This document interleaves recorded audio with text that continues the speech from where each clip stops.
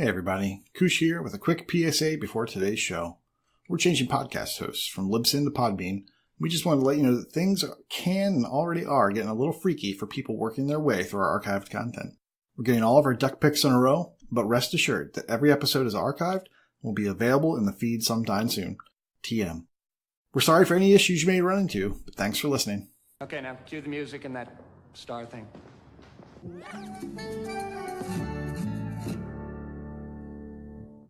Titans be dropping. Burnin's be ootin'.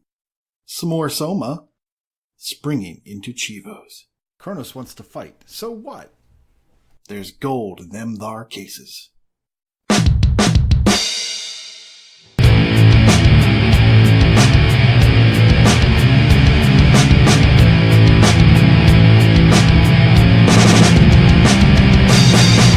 Hello and welcome to Achievement Hunting 101.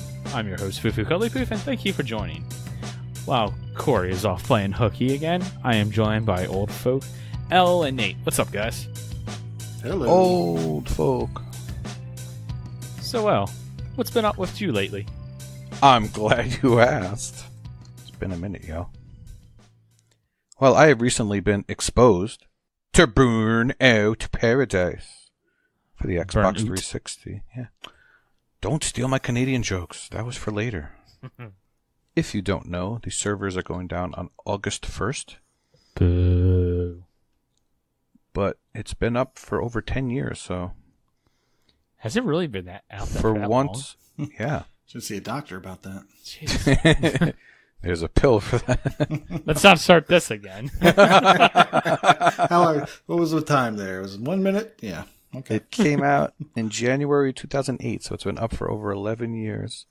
And there is a remastered one available, so yeah, I don't even blame EA for this one. And we got plenty of notice.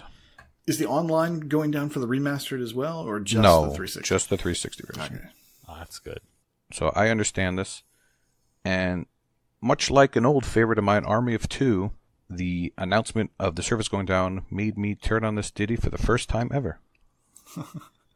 First time? First time. Got it as a Games with Gold about a year ago. And first thing I did was do a quick online race to get the achievement for completing an online race. And then I saw there were challenges. So you have to complete 250 challenges. Oh, jeez. And there's 50 challenges for 2 players, 50 for 3 players, 50 for 4 players, etc. All the way up to 8 players. What is a challenge? It's just a little mini task. Okay.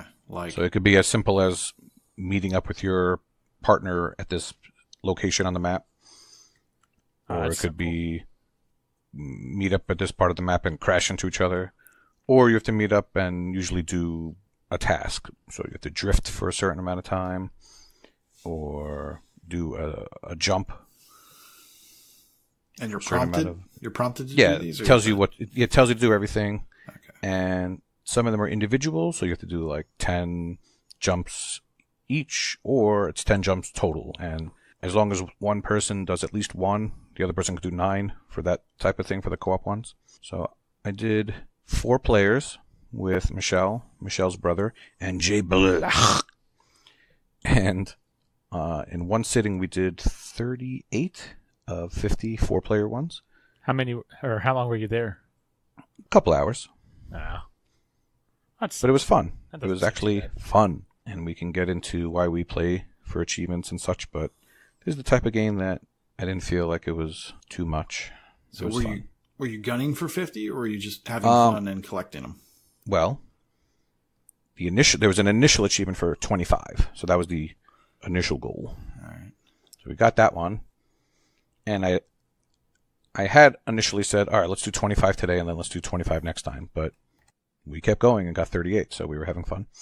And then we were supposed to play again last night, but Jables ate some bad Canadian bacon, so he couldn't join us. So you mean ham? Maybe. They just call it bacon. Yeah. Oh, really? I think. But they put extra syrup on it. Of course. Whilst playing hockey and apologizing for it. And what we did was Mike Pitch joined us, But instead of doing the 4 players stuff again, which wouldn't count again, we split into 2 groups. So I did the 2-player stuff with Michelle, and Michelle's brother did the 2-player stuff with Mike Pitch. And unsurprisingly, Mike Pitch and Michelle's brother, Brian, did better than Michelle and I did. Of course. Well, of course. It was Mike Pitch's first time playing also. Oh, that doesn't help. And he told us stories about how he used to work at GameStop, and even when he worked there around 9 or 10 years ago, it was the same thing where an EA game would be announced to go down, and he would just grab the game from the shelf and bring it home and get the online done and tell himself that he would get the rest of it done one day and then never do it. So, that was my achievement experience. Oh, second part of that is that you need a vision cam to get the online done. And I have one somewhere in my apartment, but I cannot find it. So I actually called several GameStops in the area, and most of them would say, "Oh, you mean a Kinect?" This happened in 2 different places, and it happened to Michelle also when she tried to look for one. At GameStop, it's good because it's only $3 used. On eBay and Amazon, they're at least $10-15, and then you got to wait for it to come to you. But I did find a place today, and I drove a half hour each way to get it. So I'm a little crazy. For a $3 camera. For a $3 camera. I've yet to try it. I hope it works. Now, does it have to be a vision cam, or can you just use like any webcam? Yes. Yes, it has to be the Xbox 360 vision cam. Mm-hmm. Of course it does. And I'm not exactly sure what the achievements entail, but I think you just have to take a picture of yourself or whatever, and then just... That explains that achievement where it says send 50 camera shots. 50 camera shots. And here, I was thinking that was like take a picture of your car or you doing a jump or something in game. I think it's like on the X1 where, at least I think from reading the solutions, you know how on the X1, really annoying when they first came out, they would take screenshots when important things happened in game. Oh. Yeah, it's kind of like that. So it takes a reaction shot when you crash. Yes. Yeah. That's stupid. Oh, what's the game that's been doing that? Burnout Paradise. Rise does Rise did it. Connect Sports Rivals did it. That was another one. Zombie Army Trilogy. Yeah, you think it's getting a poppage, but it's just video clip recorded. Yep. It's just your hard drive filling up. Oh, man, there's DLC that you got to buy on this. And actually, when you first boot the game up, there's a nice 1 gigabyte download for the 1.9 update. Yes, if you play on the 360. Yeah. Oh, jeez. But it's on your tag, Foof. You got to join us. It's fun. Yeah, I'm probably going to jump in. I played this. Let's see. When was the last show? Jump in. June 6, 2012. Nice. Wow, it has been a long time since I played that game. When I first turned it on, I was greeted to the lovely melodic tones of Paradise City by Guns N' Roses, and I had no idea. I was shocked that they would allow something to be licensed. Well, that's I was cool. very surprised, because they were pretty notorious. They never really had any songs in Rock Band or Guitar Hero or anything like that, so that was a shocker to me. EA probably did all they could to get that song. I mean, your game literally has Paradise, and that's one song you gotta have to have. So they paid a pretty penny. Back when EA was good and they didn't try to take advantage of you. So anyway, I've been trying to beg people in our Discord for the 8-player achievements. There's one to win an 8-player race. So I'd love to get that one out of the way. So a lot of people do have alts. So hopefully we can get that one done. If not, I'll have to find some randos on TA and bug them. And it's BC, so you can dual box, right? If you got your 360. If you remembered, if you have it for Games with Gold, I assume you could log on yourself there and log a different account on your one. Yeah. Being backwards compatible, I'm more inclined to jump in. Absolutely. Well, what about you, Koosh? What you been up to? Yeah, well, I was thinking about doing the Burnout boost, but I'm still kind of neck deep in the Titanfall boost. Gen 8 now. Wow, for real? Yeah, for real. I'm Gen 8 right now. I'm hoping to hit Gen 9. I'm hoping to hit Gen 9 tonight or tomorrow. I should get all my pilot requirements out of the way tonight, hopefully, if I'm not too late here. And I'll be Gen 9, and then Of course, Gen 9 takes a while. There's no way I'm going to get to Gen 9 tonight because one of the Gen 8 requirements is win 100 matches.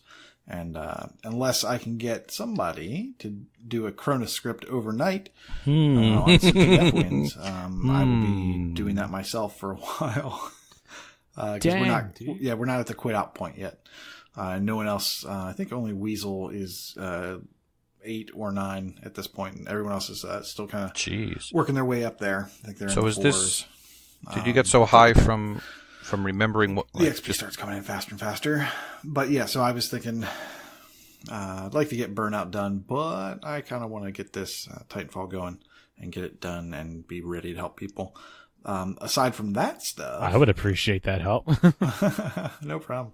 Once all that's done, the other thing I've been working on, that's really the only gaming I've been doing is Titanfall lately, is Paw Patrol on a roll. Yes. I started on that, and by starting on that, I mean I fired it up and handed the controller over to my daughter, my 5-year-old daughter. Yes. And this has been a reward for her, doing her chores and, not giving us a hard time with the stuff we have to do during the day. Like, so what do you have her doing? Mopping? House, good time coming back from school, bath time. She's efficient and not just taking forever to get out. Then she earns some Paw Patrol time. Then she'll go in and she'll play a level. She's loving it, and it's really good to see her. What do you have her like scrubbing the walls and stuff? Well, I'm scrubbing the walls in Paw Patrol. Yes, that doesn't work. Gotta get her paws dirty.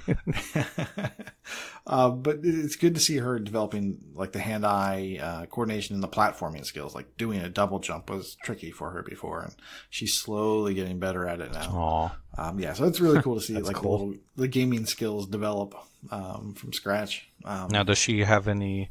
So if she goes and misses a treat, does she turn around to try to get it, or does she just skip it? Well, so I tried not to be. It's a struggle for me, right? I'm watching. I'm like, okay. What does she do? I'm like, it's a brand new level. Okay, go left.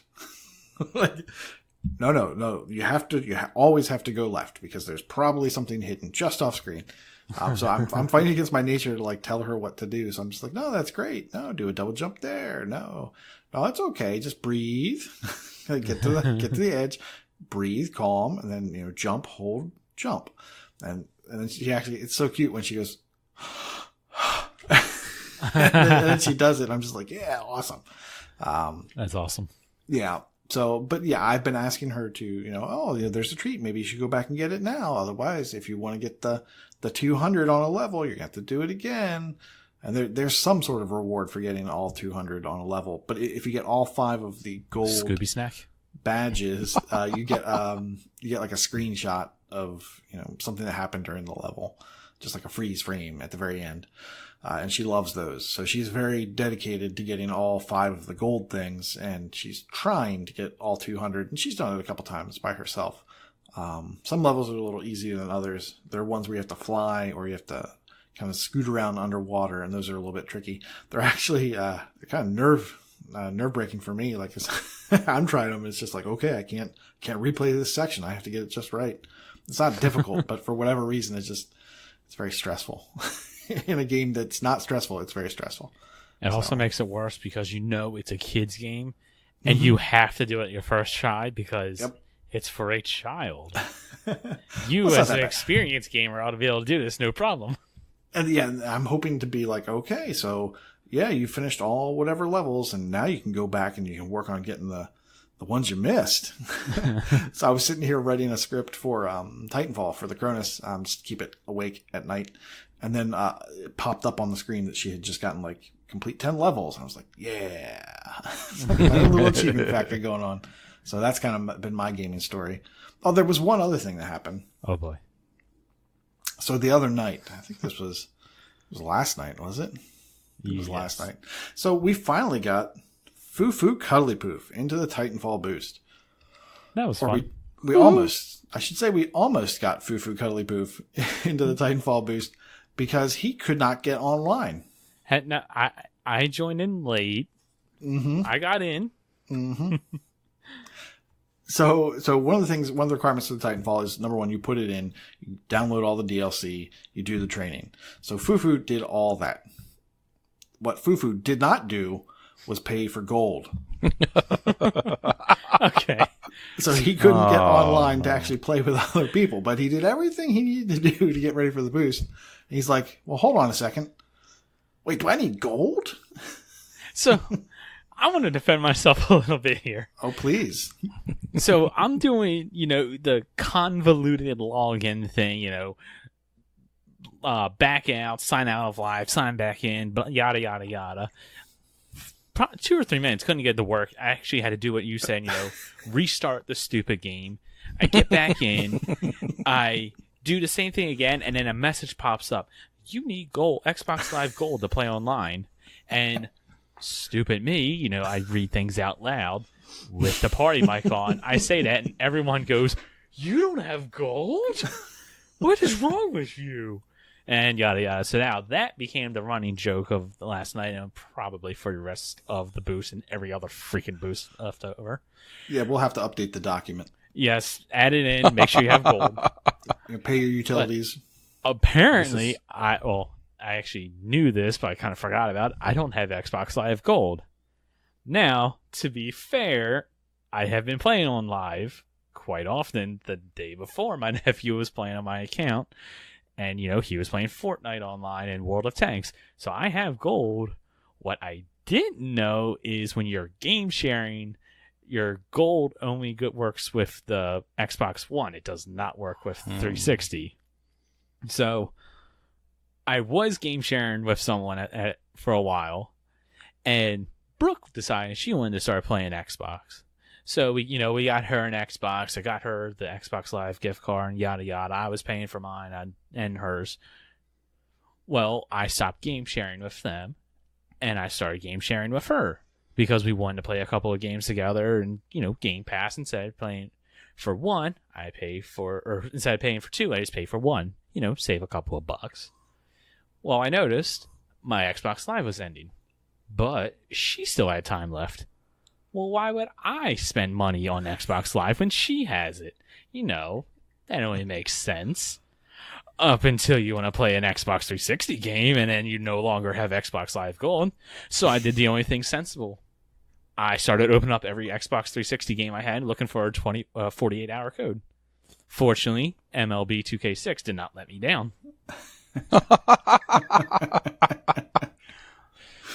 Those things just don't expire, do they? They really don't. I'm impressed. They're like Twinkies. What? I thought Beautiful for green sure when I Twinkies. put that in, Xbox would have Whoa. said, Oh, wait. Can't do that. what are you doing? Or screw you. This code's too old. We're not validating. No, it works. I was impressed. That was cool. So good on you, Microsoft. Your party chat sucked last night, but at least you gave me my 48 hours. So come tomorrow when my gold is officially up, I gotta head to GameStop. I gotta get me a card. Yeah, so we'll have to make use of some of that 48 hours tonight. Yes, that sounds good. Never fails. Something always happens, without a doubt. All right. Let's get on to some news and whatnot. Elle, you had something you want to talk about? Oh, yes, the Castlevania collection from Konami. Before I start there, Konami recently released a game that I forgot what it's called. No, it's called the Arcade. That quick, it's gone. The Konami Anniversary Classic, something like that. Apparently, there was some sort of a glitch or something that people were having trouble getting into the game, and you had to. Someone finally found a workaround. You take out the batteries from the first controller. Yes, you take the batteries out of the first controller and boot up a second controller, and then it'll work. So it's ridiculous. What? That you would have to do that, but that is apparently what you have to. Who would think to do that? It's apparently, yeah. Like, I would never even think to try, here, I can't, it's not working. Let me get another controller and see if that one works. Let me give out my Guitar Hero controller. It's exactly what it is. So actually, community member Carnage tweeted about it, and he tweeted at Konami, so hopefully they see it. He said it's a menu selection bug which makes it near impossible to select what you want, but we found a workaround for it. It was Solo Wing 82 on the forums. Load up the game, and once the menu is messing up, take batteries out of your controller, switch to a second controller, and turn it on. Then it works. That is crazy. That might be like a... They should be on the payroll. YouTube rabbit trail. I might go down the craziest workarounds in games or something like that. So that collection is out now. I think it's $20 for 8 games or so, and most of them are shmups. And Schmutz. Smitty said that the Neo Geo peoples put the achievement list together, and that's why it's pretty unimaginative and uneventful. Yeah, I might have to check that out. I mean, it's got Life Force. You like old games. I do like old games. Hey, those are not old. They're seasoned. They're classic. Classic, yes. So, did you play the NES Castlevanias? You're talking to Kenny, right? Oh, no, I know he has, and I'm talking to you. I was going to say, you're kidding, right? Of course I have. Yes. So I don't know which ones. I know I played Castlevania and Castlevania 2. The one where you crack the whip and kill zombies and stuff. Yes. And Dracula. Indiana Jones.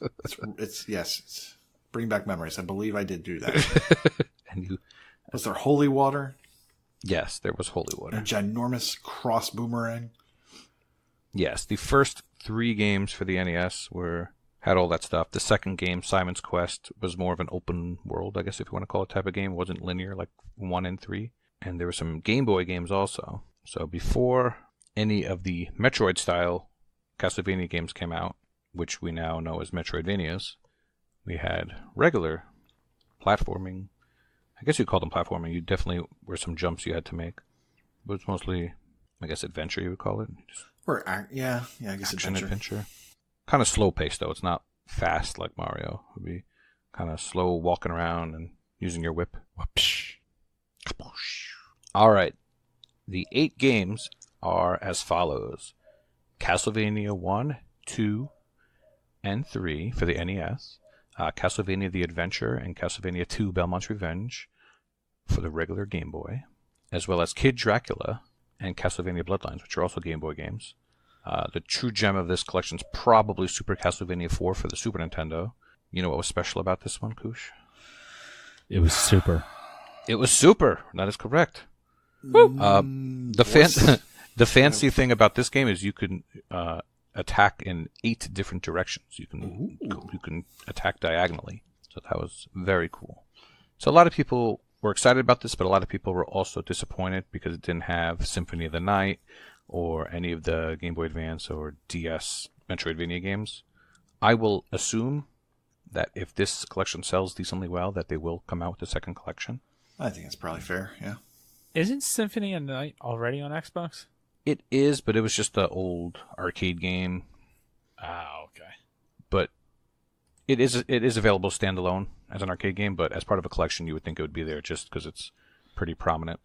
Yeah, that's the one that I know of, and I've never played any of these things. Like, I'm looking at the list, and there being 2 Castlevania 2s is just like, what? That's confusing. It's really not that confusing. One of them was NES, and one of them was Game Boy. So it was just the second one for Game Boy.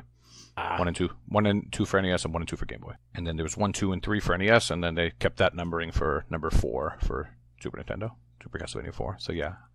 Gotcha. I can see how it's a little confusing for little boys like you, whose first console was a 360. But that comes out on May 16th, and hopefully you can save state and all that stuff, because Castlevania 1 and 3 are really hard. I'll take your word for it. And we need to cheat. I'm going to make you play them. Now, no achievements as yet. Nothing's listed, so... Nothing yet. Yeah. And I believe there's a Contra collection on the way also, so... Nostalgia is king for Konami. Yeah. They still haven't gotten my money for the Mega Man X collections yet, but they will. They will get them when it goes 50%, or actually 50? I think they may have already gone 50. I want them to go 60. That's the problem, right? Because you've seen Mega Man Legacy Collection for $6. You assume the other one will be. At some point it will be. And then also Mega Man 11. That one's a little pricey right now for how difficult it's going to be at my advanced age. I need a sale. I need it to be worth it. a sale and a sandwich. Mm-hmm. I'll take a sandwich. So you're obviously going to get this, right, El? The Castlevania collection? Day one. Probably. I will pick it up. I don't know about day one, but I'm assuming Konami won't send us the game, so I'll try. I'm gonna try. Well, if the price is right, I would do that for $20. On one hand, Oh. $20 isn't bad, but on the other hand, I could get all of these games via emulation right now. Right. So it would strictly be just. But they won't have Xpovos. achievements. Right. Exactly. Right. So, going back a little bit, I'm looking at the Konami collection, and I see that Contra's going to be in it. So that's interesting. I like that. Contra was fun. Maybe you missed me talking about that 2 minutes ago. But yes, after Possibly. I was hearing NES saying after the Castlevania, and I Castlevania kind of zoned out of it. Contra has its own collection coming out as well. Ooh. 8 Directions. See, I thought that was Castlevania talk when you said 8 directions. It was. Yeah, it was Super NES. Other things that are on sale. And sandwiches. I could use a sandwich. I could use a sandwich too, but this is gaming podcast. Elle, are you getting? Besides that, are you looking to get anything else this week that's on sale? Looking at what's on sale, honestly, nothing really strikes my fancy too much.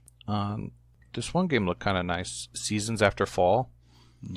It's a puzzle platformer. It looks like if you it's $20 normally, but there's a bundle with both Seasons After Fall and an action RPG called Shyness. The two of them together are $10. Kingsman last night joined our Burnout chat, and he told me that he really misses me talking about sandwiches on the show.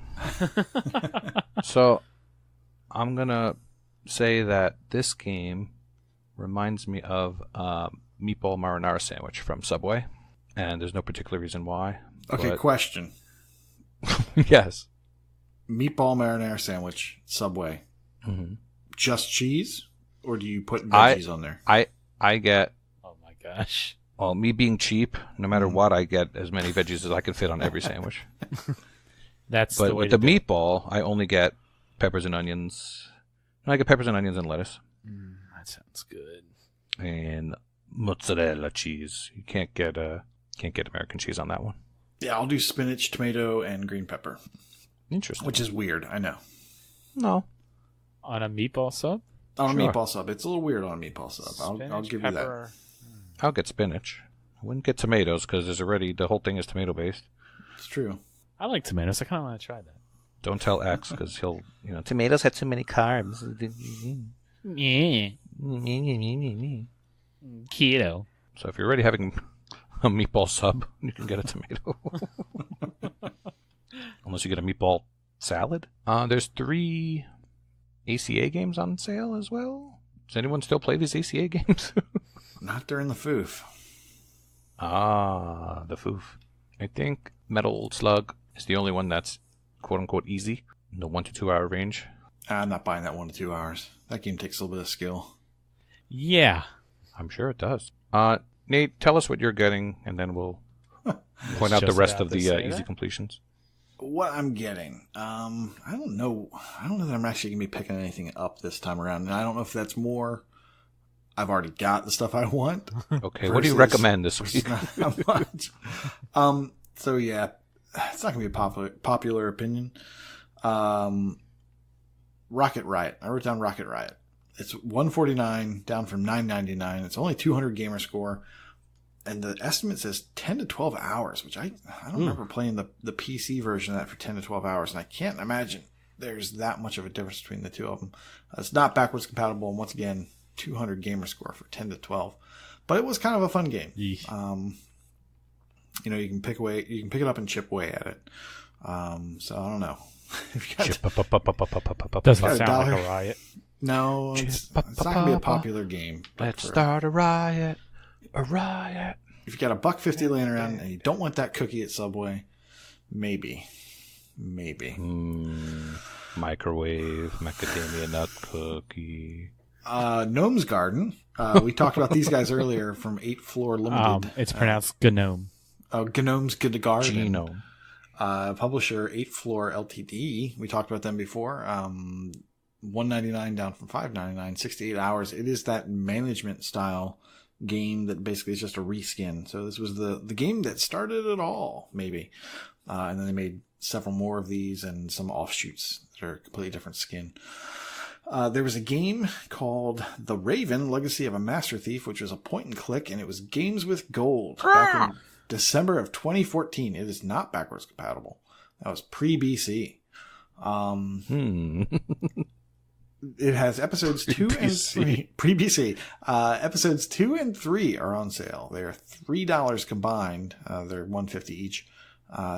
Down from $20 for both of them combined. It looks like the total is 400 gamer score. Well, you just want all the low ones. Yeah, I know. That's why I'm saying it's not going to be popular because these are 360, non-BC or pre-BC, and they're not short. But they look like fun games. Some of these do. So I'm thinking about that. I think I actually already own that one, so that's why they fit in that other category. One I do not own is Disney Pixar Toy Story Mania. I think it was Kingsman. Was it Kingsman that was talking about this on Discord? Mike Pitch. It was Mike Pitch. Okay. See, I'm interested in this. Toy Story is my favorite Pixar movie. So. Well, you're crazy. It's 1,000 games. It's $7.99 down to $19.99. 3 to 4 hour Connect 360 pre-BC. And finally, I would be remiss if we didn't mention that Albedo is $2.79 down from $13.99. Don't buy it. Albedo. I will That's have my Waka's revenge on pick for the you. week. Waka told us to get it. I remember specifically. He could have said get or don't get. I don't remember. It was one of those, but I think he said get. But it definitely had Sounds get right. in the Yes, it definitely. description. He said, if you don't get it, you're going to have bovine feces. I think he said something like that. Oh, don't want to get that. Right, that's what he Man, said. it seems like I need to pick it up then. Gotta get it. Kenny, besides Albedo, are you getting anything? and a gold card? Can you get a gold card and 2 copies of Albedo? I don't need two you need to go on copies of CD Albedo. keys. I'll just buy one and, Brooke gets them both. She has the live, I have Albedo. That seems fair. No. I'm not going to pick up anything this week, but I do have 2 games to recommend. First game, Beyond Ice. Have you guys played this one? I have. Mm-hmm. It's pretty, sort of. Very pretty. A little slow. Like, it could have used a run button. Like, give her a cane or something, or a seeing eye dog a little bit faster. I had the same complaint, but first world's problem. I think if you're blind, you don't worry. Try not to run too much. It's a very cool mechanic and a very cool premise. I think it's worth it. The game would be a half hour if you could run. Well, this one's a 2 to 3 hour completion because, no run button.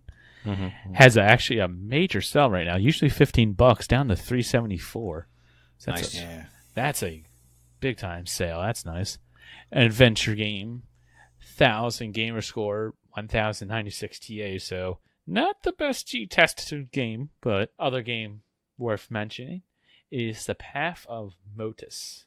Now this one I wanted to bring up because Corey a while back, he did an interview with the developer of this. Oh, was that the episode where you pretended to be the developer and talked to Corey?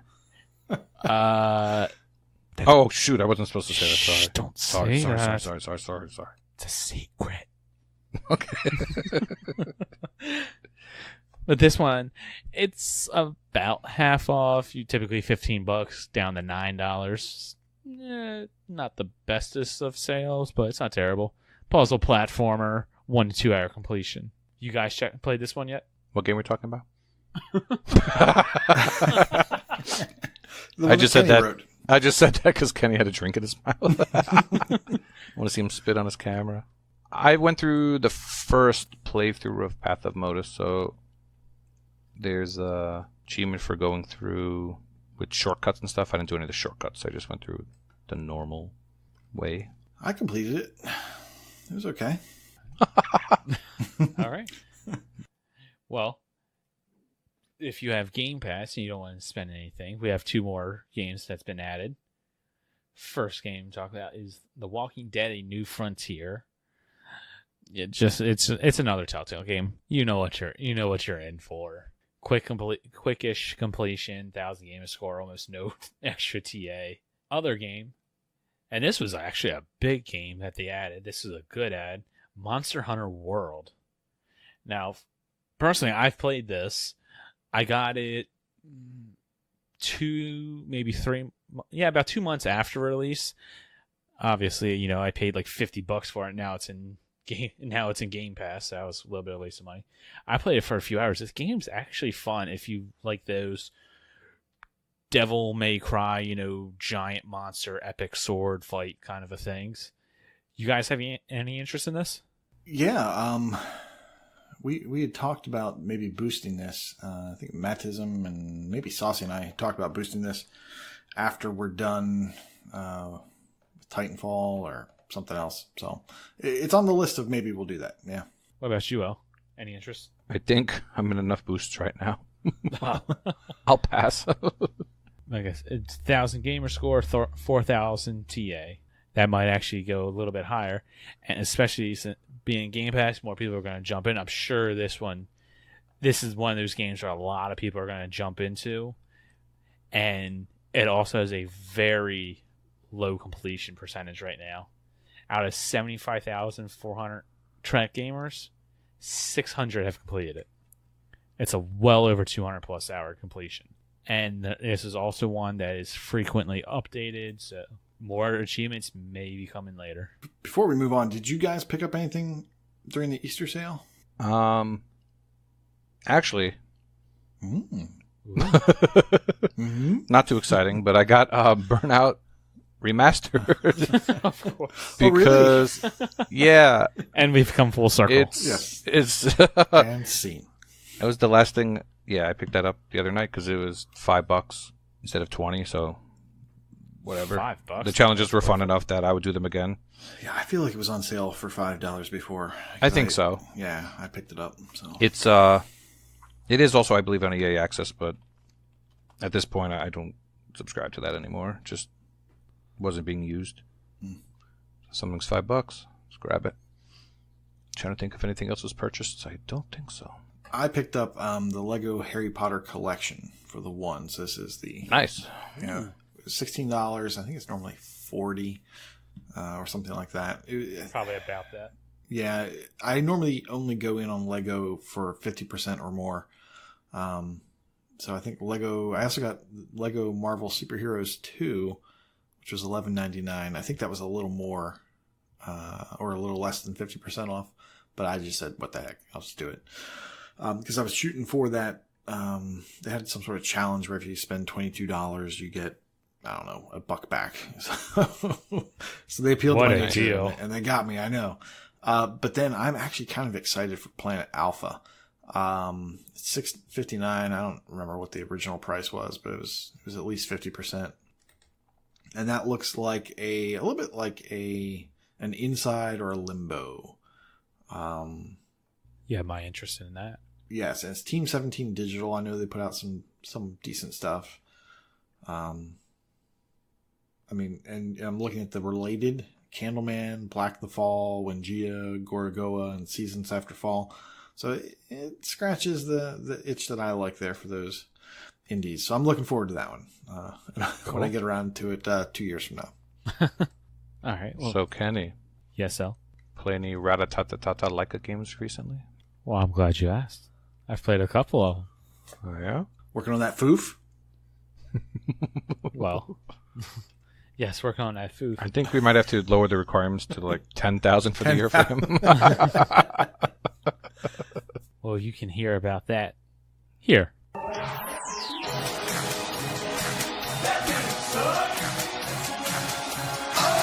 Hey everybody! Something that didn't suck this week. Well, I got to the Windows Party Phone, the Windows Phone thingamajig late, and by the time I arrived, somebody had already gotten the broom out and was sweeping up the trash. Thus, yeah, I missed a lot of the gems that were on the Windows Phone, and which has a little bit of something for everyone, but I didn't miss them all. Enter Cro-Mag Rally, the feel-good racing game that has a little bit of something for everyone. So the deck was stacked against it. Yeah, the deck was really stacked against it. A, it's a Windows Phone game. B, it's worth 200 gamer score. C, it's a racing game. But it delivered, Foof. It delivered. It did. So Cro-Mag Rally takes place in prehistoric times when both Bro G and Greg, they race against unnamed individuals in a very random collection of cars that kind of look like something your little brother designed. I don't get the designs of the cars at all, but that just kind of added to the intrigue of it all. It takes a mere 3 to 4 hours to get all the gamer score, and it only has 2 modes. There's one for the racing, and then there's one for racing, while gathering like these hovering arrowheads that are real easy to see.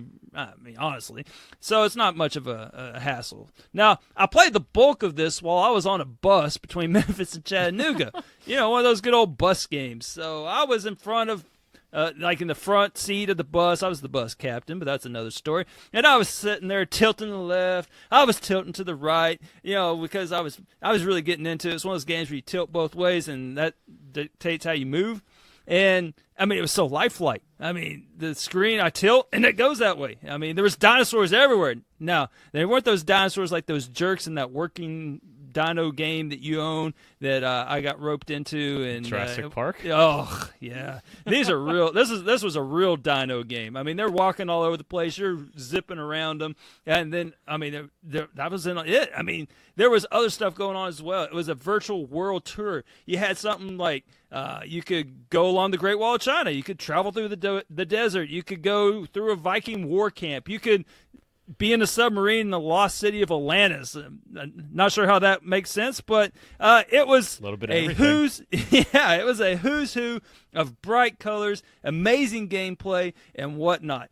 Unfortunately, I stopped playing it mid-bus ride because I thought that it's not giving my achievements. I thought, oh, gosh, what is going on with this? And so I started bad-mouthing it. But it was a me problem, not a Cro-Mag Rally problem. So I found out that it was in fact counting them, and I was trying to get all my completions done.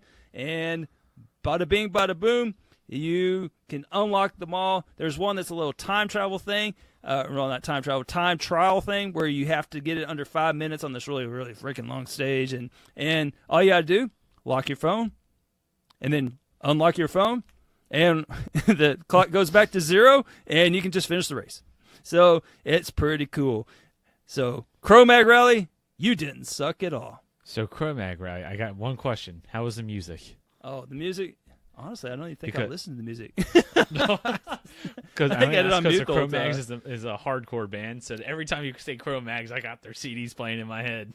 Oh, well, now that you mentioned, I think they were playing in the background. I mean, I'm not sure, but I'm sure they were.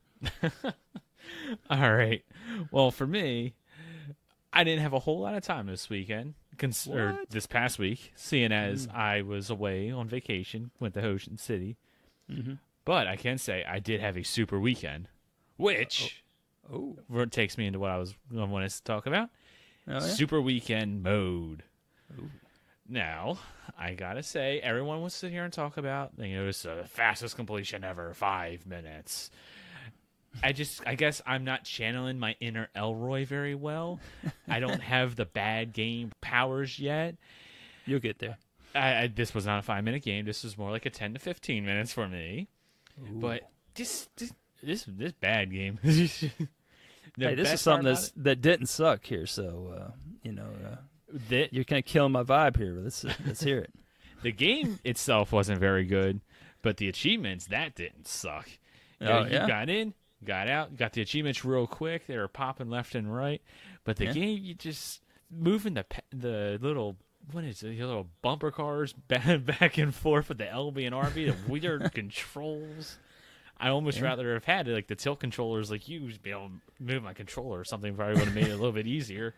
And couldn't figure out how to kill the bunnies. I actually wound up killing one on accident. I'm like, hey, there's that achievement. That makes sense. Yeah. the music, though, right? I mean, the experience, the ambiance, the atmosphere of this game. To be honest, I was in and out so fast, I don't even remember. Oh yeah, there's completion. a lot of material I'm just gonna leave on the table on that one.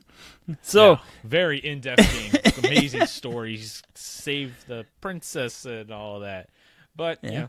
Now, one thing that did suck, not for me, but for community member deaf dealers, is that this was a quick and easy 1K. Now, they set a goal earlier this year. That goal was to beat my TA score by the end of the year. While this doesn't hold a high ratio, so therefore doesn't yield a whole lot of TA, it is 1,000 more points that I got in a flash. So, because of that, I now have 1,000 more points that you have to catch me on, so meh. But overall, Super Weekend mode, that didn't suck at all. But let's continue into the BCM and Frame Holes Completion Challenge. This week, the category is a Prime Community game. This one's up your alley, El. Complete a game that contains a co-op mode for more than 2 players. That's called the Carry L category. Yeah, close Yay. enough. Let's kick it to you, Nate. What do you got? What game are you going to go for? Short and sweet. I'm doing Human Fall Flat. Ooh, good game. I think it's supposed to be 4 or more. Yes, it's 4 players. Now, maybe. So I've been meaning to get back in there and try the new free update.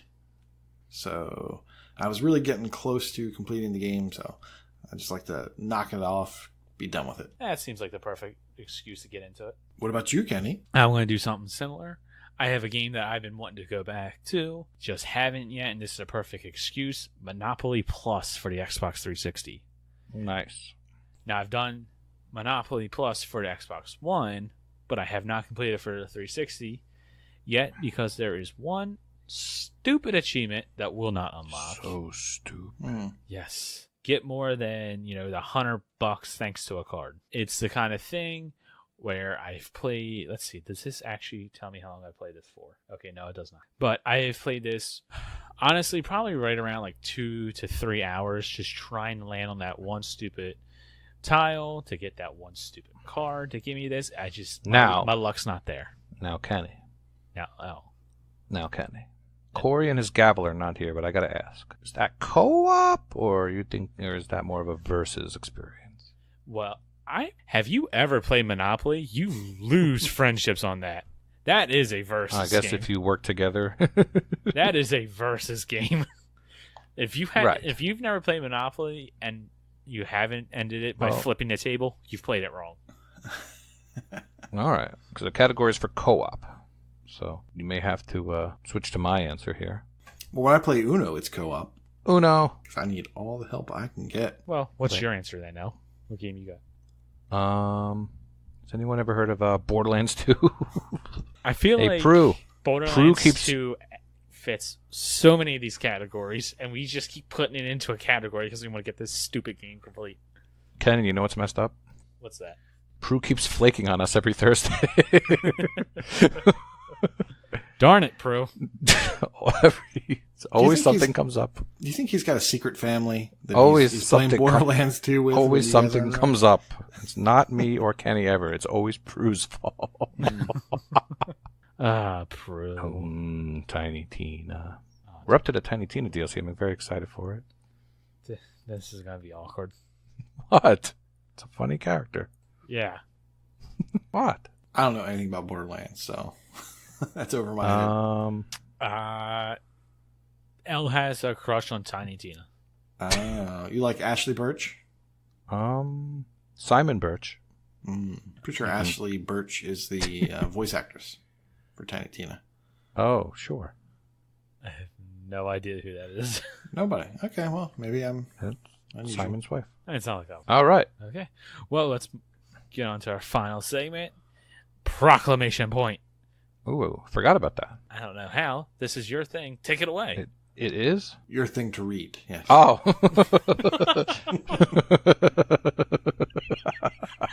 Thank you, Nate. No problem. He reads from a card. He's literally been reading this ever since we come up with it. I think you even named it. Well, it used to be at the beginning of the show, and now it's at the end. You throw me off here. Read the script. His New York accent's coming out. Sexy Exe got 22,000 achievementos. And Tropan got a measly 15,000. No, just kidding. Very good job, That's guys. a lot. It's not just in this week. It's lifetime. Okay. Obviously. That That was this week. That's actually kind of scary on how many you've done. Dark Lord Davis got 175,000 gamer score. Way to go, Dark Lord Davis. True Marvelous got 2,100,000. What the hell? That's too many. Oof. TA score. Tropan got 650,000 TA score. Philip Wendell is in the top 20,000 of the Achievements 1 leaderboard. Nice. Cutie Corey got in the top 5 of the Tennessee leaderboard for Metroidvania. Way to go, Brer Rucker. Do we know anyone that's ahead of him? In Tennessee? Mm-hmm. Nope. Nope. Oh, Stallion. Oh. Where are you on the Tennessee leaderboard, Koosh? I don't know. Let me look. I'll get back to you. We should all move there just to be ahead of him. Elifet is in the top 500 for Metroidvanias of all of TA. Wow. Not to be outdone, Waka Pale is now in the top 100, and he's gaining on all of everybody. He just started Song from the Deep, I believe. Yeah, I think Rocker told me he was creeping. Oh, yeah? He's creeping? He's creeping up on me, and I haven't really been paying attention. I've been doing the Metroidvanias. I've been too focused on the Titanfall. Excuses.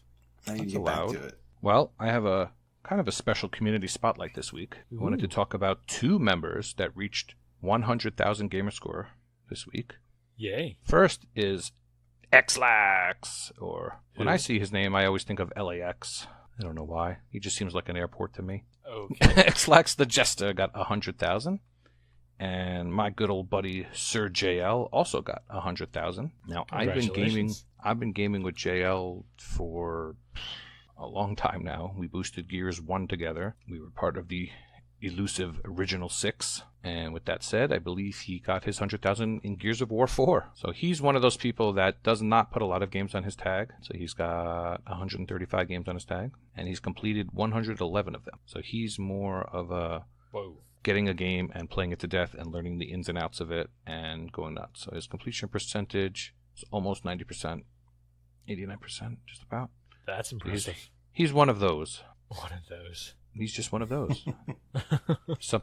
He's always playing the same game. Right now he's playing Gears 4. So congratulations to LX Justa and Sir JL for your 100,000.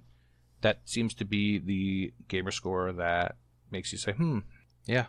I'm an achievement hunter. That seems to be that threshold. Yeah, right around there. I would say so. Yeah, I think it's my first major target. Absolutely. One more thing I wanted to quickly give a shout out to Wildwood Mike for getting the full combo on the random to-do list. He got all 25 of 25. Nice. Now, there is a little bit of an asterisk, as he did ask for a reroll of one of his harder achievements.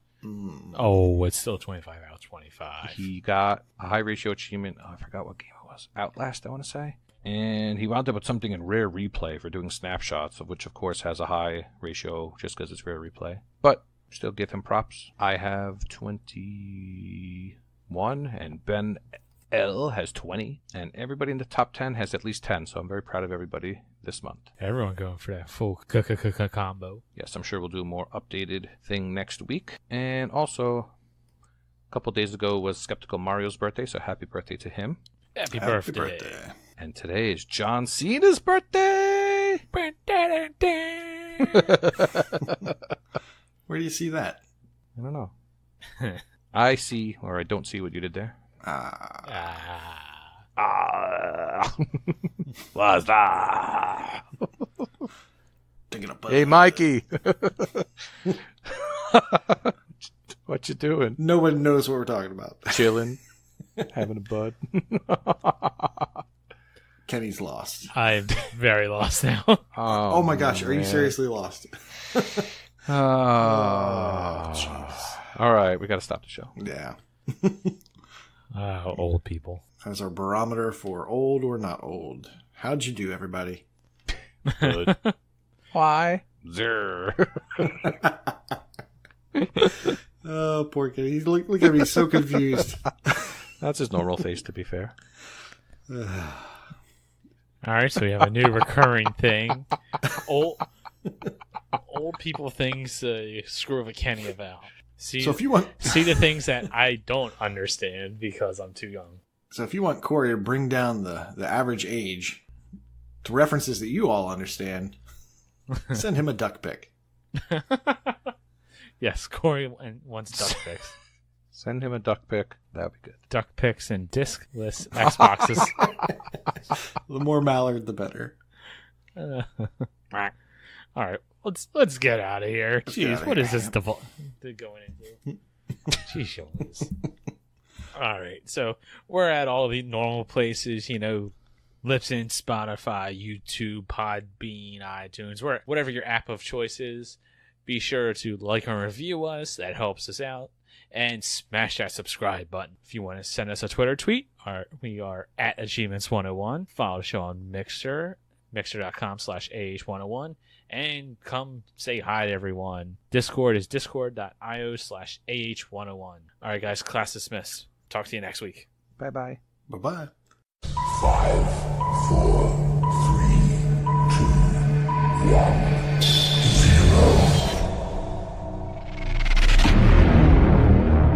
A very sequential segment with Matriarch, Exe the Hero, and Elroy OMJ. Love that guy. Ooh-wee, y'all, it is starting to warm up. Springtime is upon us. It's in the air. And so is all that freaking pollen that's out there. Boy, howdy, my allergies are going berserk. Yeah, I have a black car that's this lovely shade of forest green right now. Yeah, I know that stuff. But I've been spending too much time out on them soccer fields. Little sidebar, can the city of Memphis build a freaking soccer field that's not like surrounded by woods everywhere? So every time I go out to the soccer, it's just like I'm just out in the middle. I might as well just be wiping my face on the grass or something. I don't know. But also, yeah, my truck's covered in that green stuff. But mud and green stuff all over my truck. But I digress. Here at VSS, we are all about ushering in the wonders of spring. Chirping birds, the warm weather, the greenery, the whole shebang. And we thought we would do a seasonal VSS with our top 5 Xpovos that have something to do with spring. Even though it's only 3. Oh. Yeah. Yeah. Top 3 Xpovos that have something to do with spring list. It's spring, so we were lazy. More time outside. There you go. So, but first, in the spirit of spring, some pleasant breeze. I'm picturing like a tumbleweed just blowing across your driveway. Yeah. Because that's what happens in the South. Yeah. Well, first up, look at his horse. His horse is amazing. Give it a lick. Ooh, it tastes just like raisins. He is ranked 12th in gamer score in the state of United America in equestrian sports.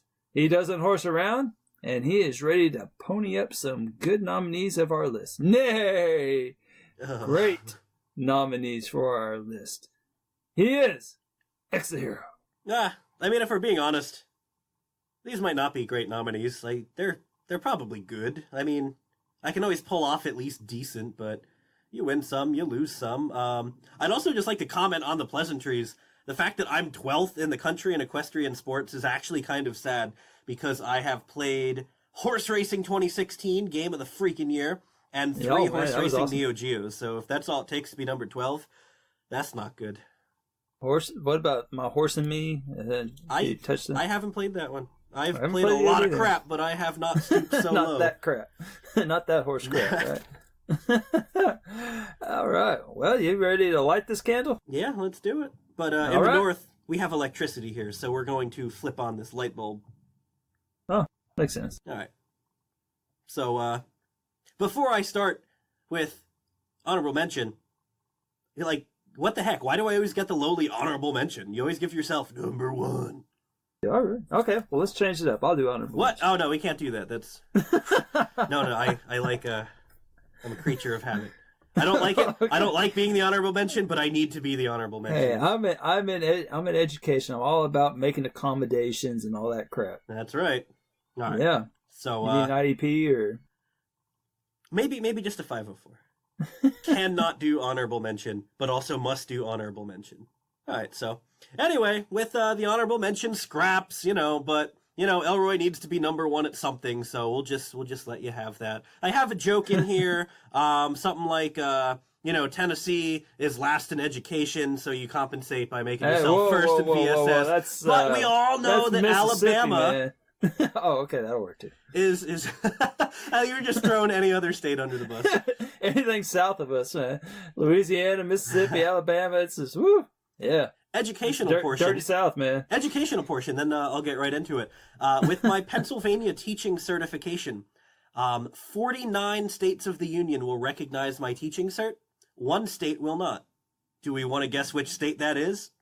Alaska. It's not Alaska. I could go teach in Alaska. Montana. I could go teach in Montana. Washington. I could go teach in Washington. Arizona. Are we just going to name them all? Yeah, I mean, I got all 50. Oh, all right. Well, it's actually Arkansas. Oh, yeah. Arkansas, of all places. I can teach with my PA cert, but not Arkansas. Like, what makes them so good? They don't even know how to pronounce their state. It's Arkansas. Get with the program, Arkansas. So, anyway, speaking of states, I haven't made fun of Alaska, and it's funny that you brought that up. So, like, what's the deal with Alaska? You have ice season, and then you have mosquito season. What is the appeal of that state? Oh, man, when I went up there during mosquito season, and I had never seen anything like it. I thought, yeah, right, Alaska, and, it's cold, they don't have mosquitoes. But I guess the gist of it is that they have, like, such a small window to get their job done, because, they'll freeze pretty soon. And my goodness, I had never seen like mosquitoes like that. I mean, it was insane. And I've seen rice fields in Arkansas, and they ain't got nothing on Alaska. they got mosquitoes, big mosquitoes. I mean, I tell you, you just brought back some memories. Yeah, so I don't get it. I'm not actually like making fun of Alaska. I just don't get it. I feel like I'm missing something about the state. But since I don't understand it, I won't make fun of it, so I'll just default back to Dirty Jersey, which smells bad. Yeah. So, honorable mention this week goes to the Jump achievement from Ben 10 Omniverse 2, which you earn for leaping over 75 jumpable walls. I haven't played this game, and I don't actually know anything about Ben 10. But 64% of players on TA have unlocked it, so I have to assume it's a pretty easy achievement. That's probably a fair assumption. So, the achievement's called Jump. How on earth does that tie into springtime? For anybody who pays attention, I speak German, and the German word for jump is springen, which is spelled like spring with an E-N. So if you were to translate this achievement into German, it's actually spring, instead of jump. And, I mean, that just really announces like a readiness for the season, right? Spring! Don't they have like some Amish thing, like Rumspringa or something like that? Rumspringa, yeah, that's Amish, which I know all about because I live in Pennsylvania. I figured you did. Does that have something to do with spring as well? Kind of, actually. It's called Rumspringa, because it's them jumping around, basically. We need a good Amish game out there. Yeah, Amish Simulator. Yeah, Amish 4:30 in the morning, not milking cows. Jebediah feeds the chicken and Jacob plows, fool. You remember that Amish Mafia show? I never watched that. I have a smidgen of self-respect. I've been to Lancaster, and it's pronounced Lancaster, not like Lancaster. None of that's real. It's just all staged. That doesn't actually happen in Amish country. Or does it? That's exactly what the Mafia would want you to believe. Shoot, you're right. All right, so anyway, not only does jump translate to spring, but I figured it's like extra relevant because, winter's over and we're all excited for spring. And when you're excited, you don't just blurt out the object or, the name of the object once, you do it twice. So VSS, right? You can't just do that once. Or like USA. You're speaking my language now, man. Yeah, man. Like when you're out, like doing your run and your jog and your sports ball, you hear like Kelly, and not like Kelly, but your name twice, Kelly. Yeah, that would be a little. So that's what I'm talking about. You know what I mean? We got like Jeffy, or like imminent heat death of the universe. So, like I said, jump. It just really gives you that excitement for spring. But how does the achievement itself tie in? Because it's for leaping over 75 jumpable walls, right? So, look at jumpable walls for what they are, which is a hurdle, an obstacle, something to overcome. And that just made me think of winter and cold days. So, figure seasonal-wise, winter is about 90 days, and not counting those, like, weird, unseasonably warm days, you probably have, like, 75 cold days in the average Pennsylvanian winter, which is 75 hurdles. See what I did there? See what I did? See how I had to say that twice? See what I did? See what I did? Well, speaking of which, Van Halen, they don't have any tour dates set right now. What does that have to do? Oh, because jump, I get it. I'm not old, so that took a second. Hang on, let me look up crisscross. Hold on.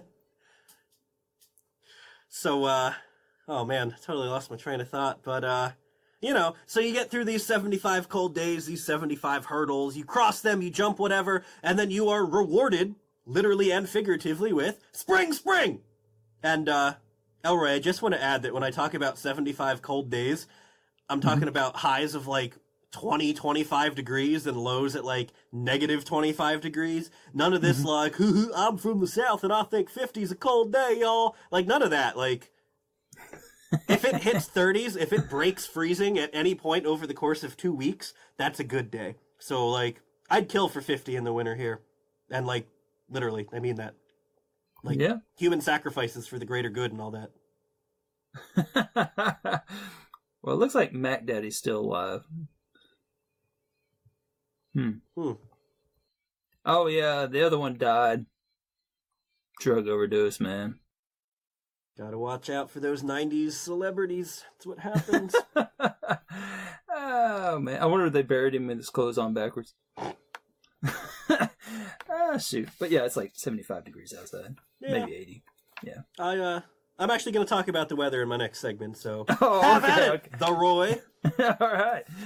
So, man, fantastic. A lot of good things to look up on that one. That was interesting. So, number 3. See, y'all left me for number 3. I appreciate that. Number 3. So, number 3 comes to us from a game called Heartbox. You heard of it? I have heard of it. I believe it was free, was it not? Yeah, it still is. And the name of the achievement is Duck in Action. So, it comes to us from a game I recently started. I was looking for a game that I could play at work. It kind of, you know, like on the down low where nobody would notice that I'm playing a game. So I needed something where very minimal interaction. And so I stumbled upon an old Heartbox. Hold on. You mean a whole gaming closet wasn't down low enough for you? Yeah, well, that's in the back, and I need something where I can game while actually, you know, I'm supposed to be teaching, like on the out in the classroom portion. So, God, having to teach. So, I can't have. I can have my Windows account working while the Xbox One's running and the 360's running and all that. So I like to, you know, and I can also whip out the Windows phone and all that good stuff. So, I stumbled upon Heartbox, and so I saw that the ratios were real high on it, and that like my friends list on the game is like a cornucopia of failure.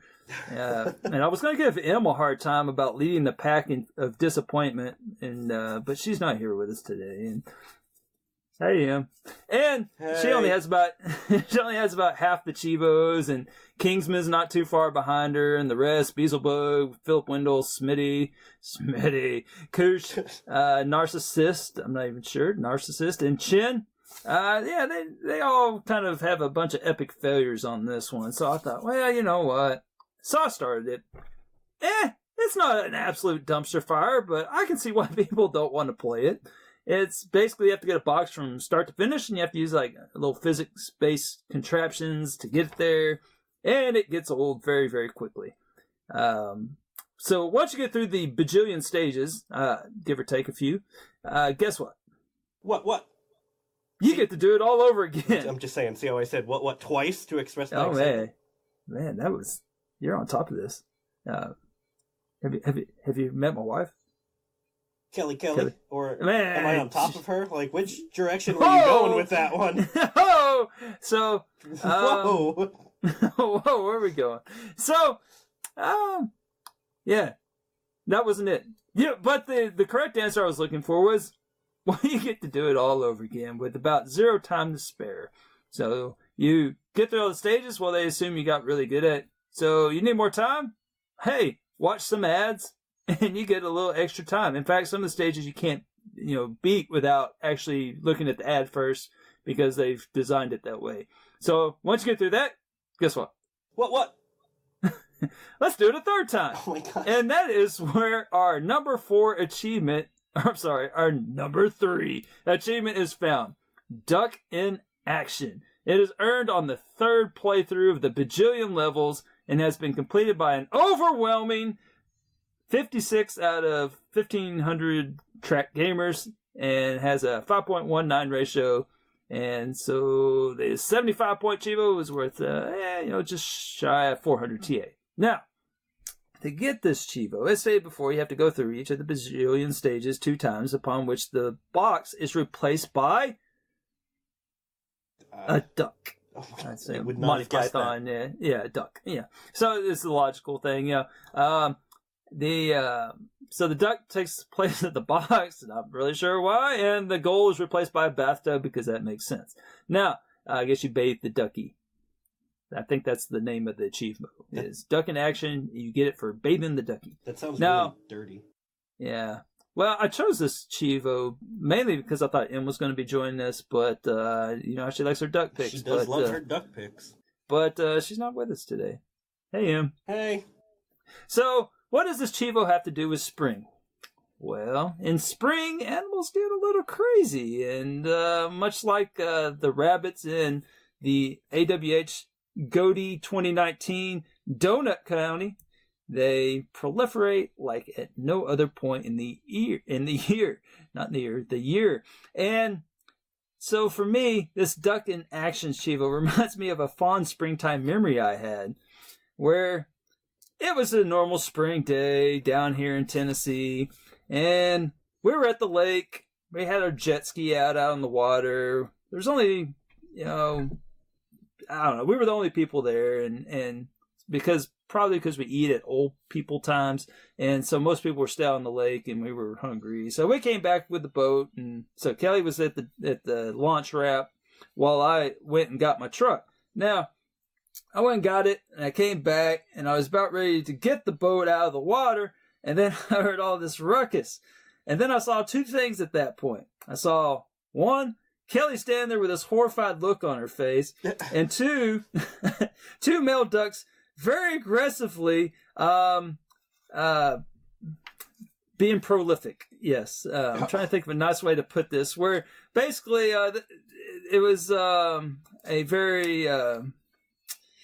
some very rowdy ducks, and there was one poor female duck, and it was quite a sight to behold. And unfortunately, there was nowhere else to go. We were surrounded by this, and it was very loud, and it lasted a really long time because I was trying to get the boat right up on the trailer and get it all strapped in and all that good stuff. And so that poor female duck, she was the real MVP that day, and.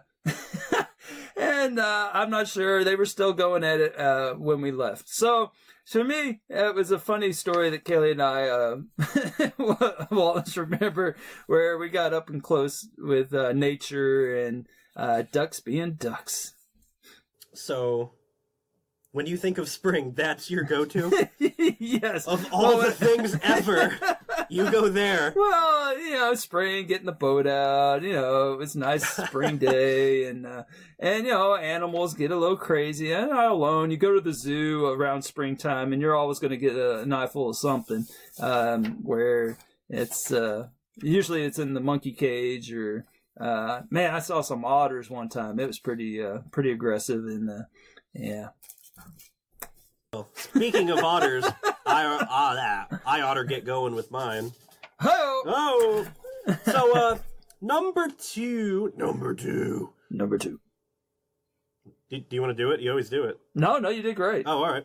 So, number 2 comes with a slight disclaimer. Oh. Slight, ever so slight. Just very, very slight. See how I said very twice to emphasize? Very, very slight disclaimer for those of you who are unfamiliar with the weather patterns in winter in Pennsylvania.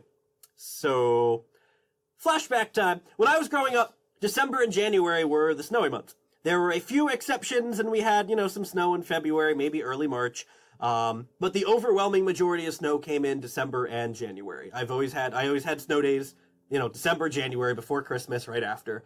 For whatever reason, global warming. For the past 10 years or so, that shifted, and we don't really ever get snow that early. And now most of it comes in February and March. Past couple years, we've actually had 75% of our snow days in late February and into March. And last year, we actually had a snow day in the first week of April. So the disclaimer is that most people probably don't associate winter with late March and early April, the, supposedly warmer months. But that's how we do it up here. PA Pride, yo. Oh! And that was bear blasting, which is the sport I invented because I was too energetic for normal sports. Well, I know bear blasting. Trust me. All right, so anyway, does it have something to do with hump catting? Similar to hump catting. Oh! So, disclaimer out of the way. Number 2 goes to the Winter March achievement from, this is the worst game ever, name-wise, Sudden Strike 4 European Battlefields Edition. So, what is that game? That's a real game? It's a real game. Sudden Strike 4 European Battlefields Edition. I'm on it. Not like Xbox One Edition or Game of the Year Edition. European Battlefields Edition. European. All right, well, you look that up. But the achievement's called Winter March, and good old English language. Not only do we have a month called March, but it also means to go walking for long periods of time, which is something the youth of today knows very little about. So, what do you find on this here game? I can't find it. Oh. Battlefield European? Sudden Strike 4. Oh, Sudden Strike 4. Yeah, that helps to look up what you said. Yeah, it usually does. Oh, got it. You listen about as well as Period 7. Oh, man, look at those ratios. Oh, Woo. man. Woo. Woo. Yeah. Oof, you're never going to play it higher than a 1.1. No. Not worth your time. 921 track gamers have this game. 3 have completed it. That is way out of Elroy League. It's 68 hours. Woo. That might even be out of X the Hero League. So anyway, to unlock the Winter March achievement, you have to do something or another, but it doesn't actually matter and nobody cares, and I didn't look it up and I don't care, but the name of the achievement was perfect for what I wanted to say, so why did I pick it? Well, if you haven't already forgotten my disclaimer that I said a minute ago, which that is something that happens regularly with the youth of today, forgetting things that I said a minute ago, I told you that in March, it's still freaking winter. So, Winter March. Get it? I see what you did there. Got it? Yeah, you did good there. Good. Yeah. See how I said good twice to express my excitement? So, but you're probably all thinking but X, isn't this supposed to be about spring? Hey, Jeffy, what are you doing? Yes, and it is. And the whole point is that spring, my spring anyway, it's still snowy and cold and miserable and winter hell. And even right now, as we're recording this, what is today, April 23rd? The high temperature predicted for this week is 50 degrees with wind gusts of 40 miles an hour. The high today was, I think, 52, and it's dreary and miserable. So how's that for spring? All the girlies are yay, flowers and shorts and skirts, tee! And I'm more like heavy jackets and multiple layers. Oh, well, at least I can drive with the windows down, hee. Nah, because I'm gonna make it rain every single day forever, and it's a cold rain, and not even a pleasant one, but the kind of rain that just makes you want to stay inside, and mope that it's raining, and you're stuck inside, and then tomorrow, it'll be 80 degrees and humid, and there's no clouds, and your flesh is burning, Is that the weather talking? Yes, that is the weather talking. Okay, so that was the weather talking to the females, right? Yep. Okay, I just want to make sure I got it right. Welcome to spring in Pennsylvania, folks, where it goes right from winter March to scorching April. And as a side note, we used our heater to the middle of May last year. And then over the course of a single weekend, May 15th, heater on, very, very cold, like Russia. And then May 16th, we're suddenly in Florida and, old people and God's waiting room and all those things. So air conditioner and then heater back to back. And it's the worst thing ever. And I'm hoping that we actually get a spring this year because I do enjoy the lovely spring weather. Well, speaking of Russia, you get the Winter March achievement for completing the Soviet campaign in the winter storm on normal difficulty. Yeah, nobody cares. Yeah, and you didn't like my duck pick. Get it? My duck pick. I picked the one with ducks. Hey, hey. Is it? Yeah, okay. All right. Number 1. Oh my god, number 1. It's too early for number 1. Spring cleaning from Assassin's Creed Brotherhood. Now, No, wait, hold on. Is this from Assassin's Creed Brotherhood, or is this from Assassin's Creed Brotherhood in the Ezio collection? This is from Ezio's Brotherhood. Yeah, get out. So they no, I have a lot of stuff. Okay, I have a lot of junk in my house and a lot of stuff, and I'm on the hoarder spectrum. I am closer to the hoarder than, say, a gypsy.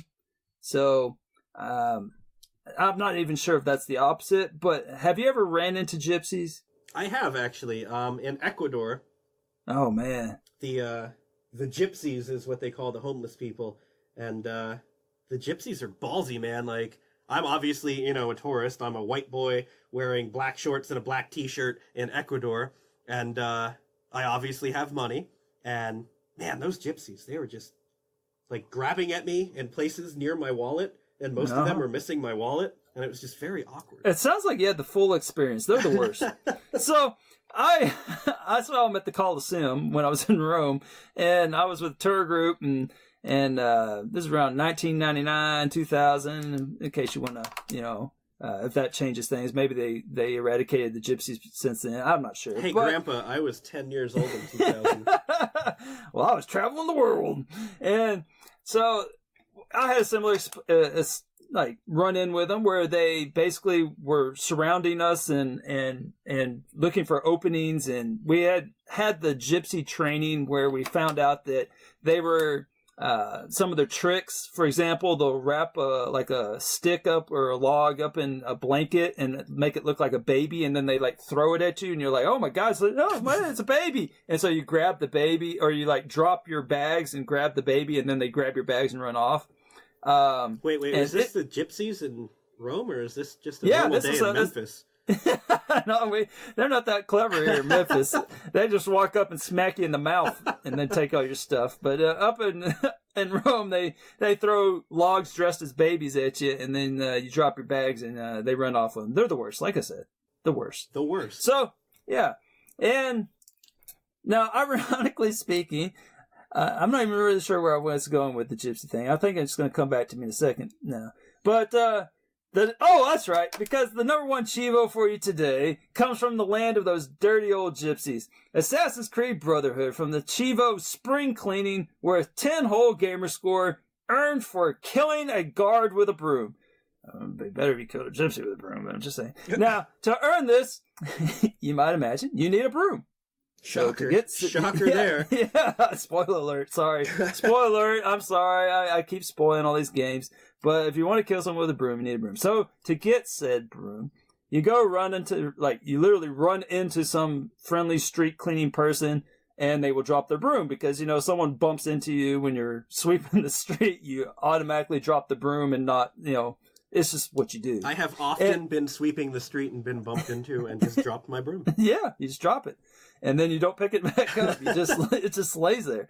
So, and if they have a problem with it, just shank them in the belly. And you can kill a few people before you get desynced. Now, you take the broom, and then, again, if it was their favorite broom and they get all bent out of shape about it, just shank them in the belly. Now, so you take the broom to the nearest guard, and then you proceed to murderize them with it. Very simple. Once done, you can sweep their carcass into the nearest ditch.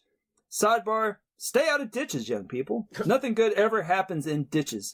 My mama always said she was worried about me ending up in a ditch somewhere, and she is right. Ditches are no bueno. Now, that was your public service announcement for the day. So what does this Chivo, why does it make the list? Well, I don't even have anything to say. I feel like you were giving me an in, and I just sat in silence. I had nothing. Carry on. No ditch inside. Carry on. Yeah. Okay. Well, it's that time of year where folks do just what old Ezio did. Spring cleaning. Now, in Rome, there was too many guards on the street, too many gypsies, and so Ezio was just tidying up, getting rid of some old musty guards. So too should we, as gamers, be good environmental stewards. In fact, how many of us have stacks of old 360 games and Xbox One games just laying all around willy-dilly, just taking up all this space? You don't need those games. You probably completed half of them. It's time to get rid of them. It's the season of cleaning. The new diskless Xbox is just around the corner, so you might as well just get the shelf space ready now. Now listen, I am here to help. Listen, I got a guy. Just send me all those antiquated Xbox games you don't need in your life. Just put them in a box. Who wouldn't want, a disc in a box? Yeah. Just tape it up and send it to me, and I will make sure that my guy disposes of them properly in an environmentally friendly method just for you. This is all about the environment, people. I know there are people that probably think this is just some elaborate ruse for me to grow my game catalog by having people who listen to the podcast send me free games, and to that I say, yo mama. So save the environment. Direct message me, Elroy, love that guy, about spring cleaning your game catalog today. I'm just gonna add, guys, that he talks a big talk about, spring cleaning and do it for the environment, but they're just gonna go in a burn barrel and we're gonna have us a big old-fashioned bonfire. Maybe so. And then we're gonna roast marshmallows in it because Milo's taste better with the smell of plastic. Well, if they are anything like that Sudden Strike game, they are going to burn barrel. Oh, good Lord, that game. Whew. Yeah. Yeah. So, well, you know us. I am X the Hero with a cameo by Jeffy the Panda. Miss you, buddy. I am joined by Elroy OMJ, which someday I'm going to find out what that OMJ stands for. Oh, yeah. Fun story. Yeah, okay. Well, I look forward to hearing it. Look us up and stuff on Xbox, and I'm going to be honest, I'm probably not going to add you back, but, look us up. No, that sounds really mean. Look us up, add us, do the usual thing. Shameless music plug is in the script. I take offense to that. I would never do Window of Opportunity! Huh. That's a band, right? It is. It's a pretty good band. Seems like a pretty cool guy. He has, 19 subscribers on YouTube. It would be pretty cool if, I'm sure he'd really like if he could get more than 19. Awesome. Well, with that, let the countdown to our next list begin. Top 3 VSS episode! Number 3, Thanksgiving episode. Number 2, Valentine's Day episode. Number 1, Animal Conservation Achievements with X the Hero and Jeffy the Panda. Oh yeah, well, top 3 things I could have bragged about when I talked about that duck story. Number 3, that I can really hold on to an inner tube really well. Number 2, I can ski on one ski. And number 1, I can back up a trailer like no other. Now. Hello everyone, and welcome to week 2 of SOMA, the game club game for Achievement Hunting 101. Waka here. Last week we ended at Lambda, where we were just about to find Catherine, and it only takes a few moments after arriving to find her. Unfortunately, she is not alone. With me today, I have Dinobull, hello, and BenL72, hi. We arrived to find Catherine under attack by some kind of monster. And Ben, do you play in safe mode or do you play in normal mode where you can get hurt? No, I've been silly enough to play in normal mode, so I've died a few times. Not there. There's actually not a lot of places that you can die in this game, but it certainly feels like you're very vulnerable at all times. Yes, it certainly adds to the tension. I played it before and I'm playing in safe mode now. I knew just where to go and look for things. But that monster, I don't remember dying from it the first time either, but it is a bit stressing to have it running around while you find Catherine, who is busted, and a robot, as you guessed. Catherine, she's the most conscious robot around. The other robots that you have met have been a bit wonky. She's not all there. She is a bit socially awkward. She seems very annoyed by Simon's cluelessness. I don't know if you, like me, I waited around and was doing some other things while playing, taking notes. She gets very passive-aggressive when you do not do what she asks you to do.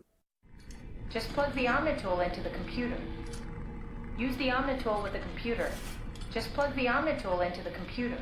Put the sort of square thing you're holding into the matching hole over there. I will say the talking this time didn't get on my nerves as much.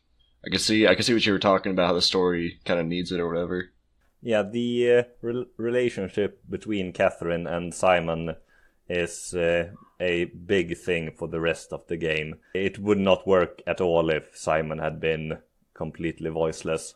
Catherine tells Simon about the Ark, which is basically the Matrix that she wants to send to space. And it is unfortunately stuck in a deep sea station that she asks you to go to. Simon has sort of given up. He doesn't really know what he's supposed to do at this point. He is explicitly told by Catherine that he is a robot, and he sort of accepts it. But doesn't really know where to go from there, does he? No, he has no idea, so he just keeps doing what Catherine tells him to do.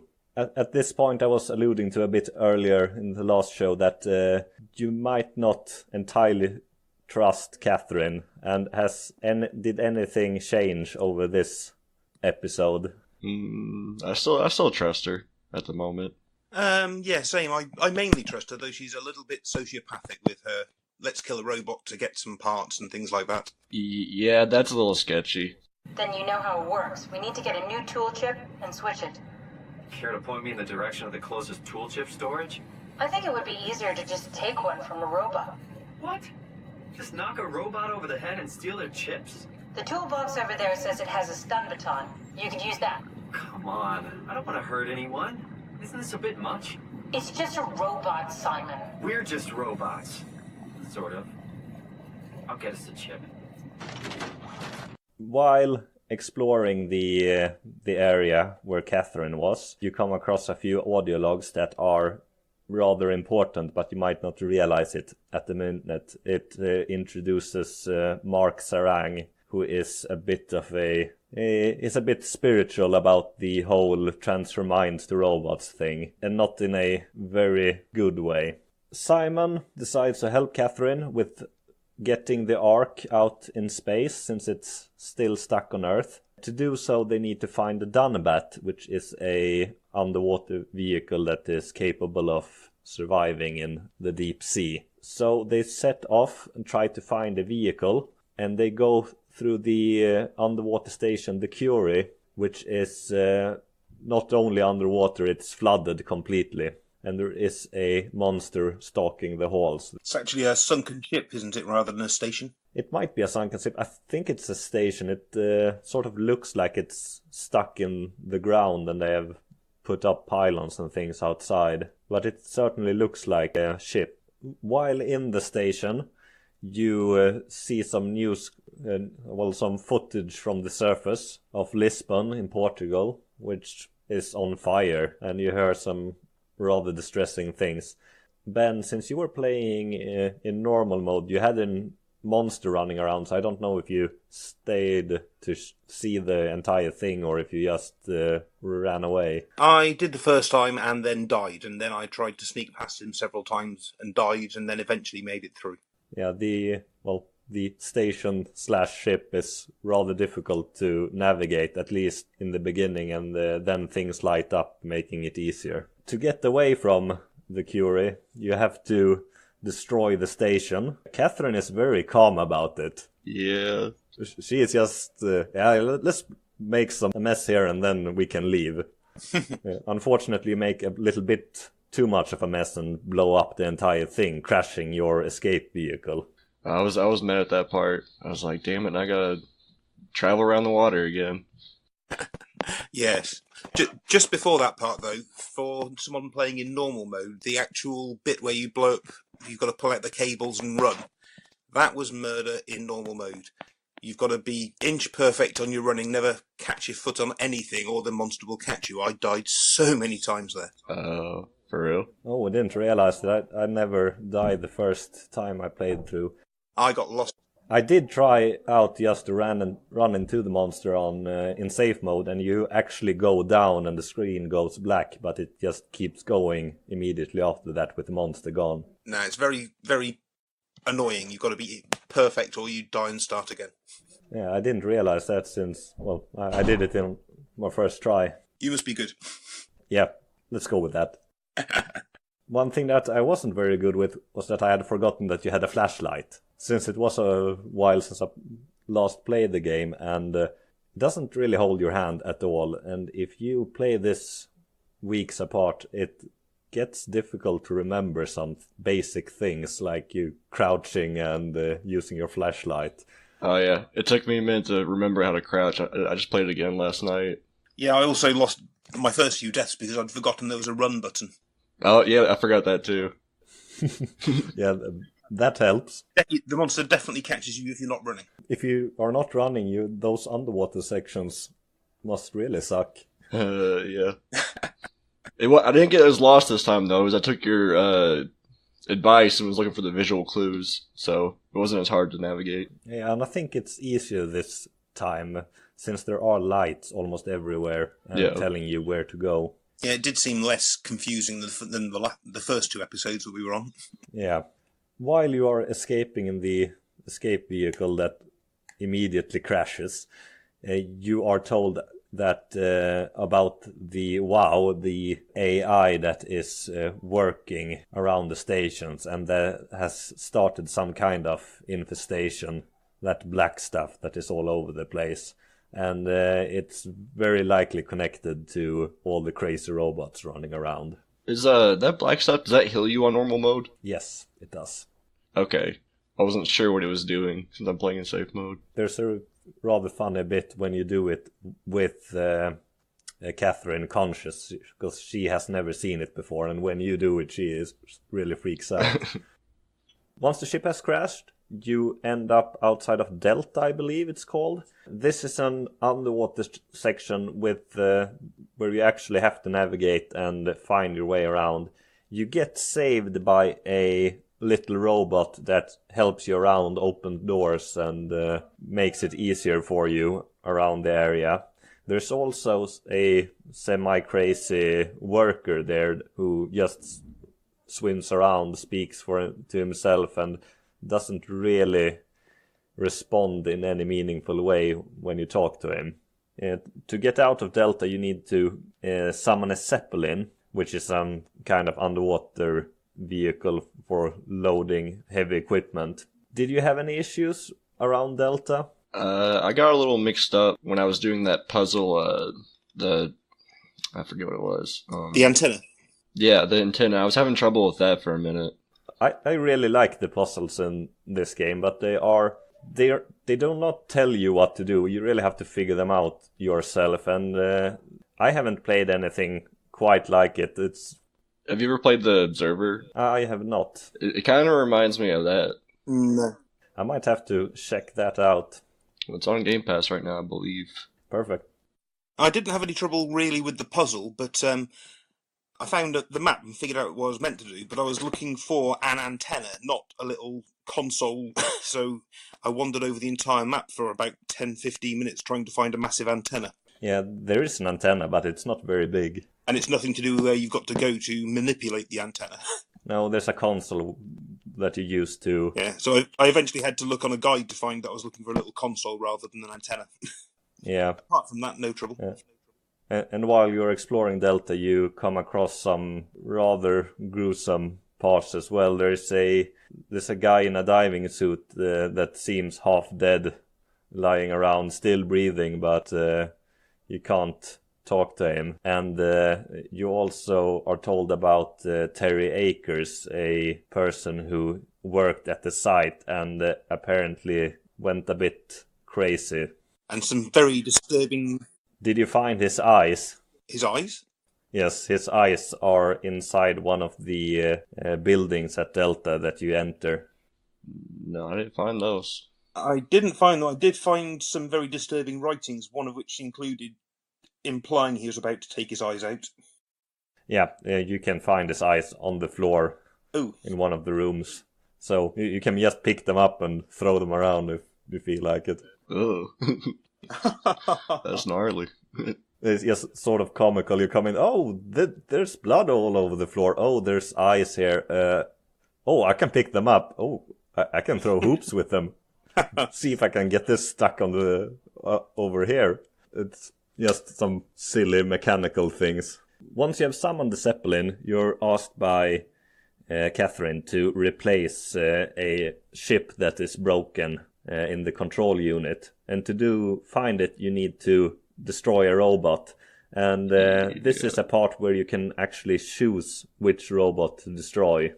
So did you go for the little guy that had helped you out the entire time, or go for the crazy robot? I went for the crazy one. I couldn't bring myself to shoot the one that was helping me. I felt bad, but I went for the little one on the ground. The other one was more human, even if mad.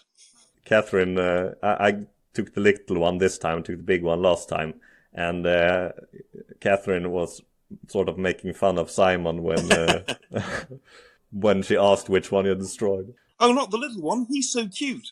And he gets really upset, and she just laughs at him. Does the little one take multiple shots too? Yeah, it does. Yes. Oh, because that part did suck. I started feeling bad after I had to shoot him like 3 times. Yeah, and the big one screams every time. Yeah. Yeah, the little one doesn't do that. Well, he makes kind of pained electronic noises. Yeah, but the other one makes more human pain noises and is not very happy about it. Mm-hmm. At this point, it doesn't seem like Catherine she does not seem to know that the other robots are sort of sentient. She just claims that they are stupid as rocks, but it doesn't seem that way. Once you go on board the Zeppelin, Simon has sort of an existential crisis, and Catherine just brushes it off, which I thought was rather funny. She says something like, "So I've struck a good balance between awareness and ignorance," and starts talking how he should look at his now life, and if it would be dangerous for him to keep thinking of it, or if that's why he is still sane while the other robots are going crazy around him. And Catherine just completely brushes him off. So at this point, you wonder if Catherine is hiding something, or she just thinks Simon is a dumbass and doesn't understand anything she says anyway.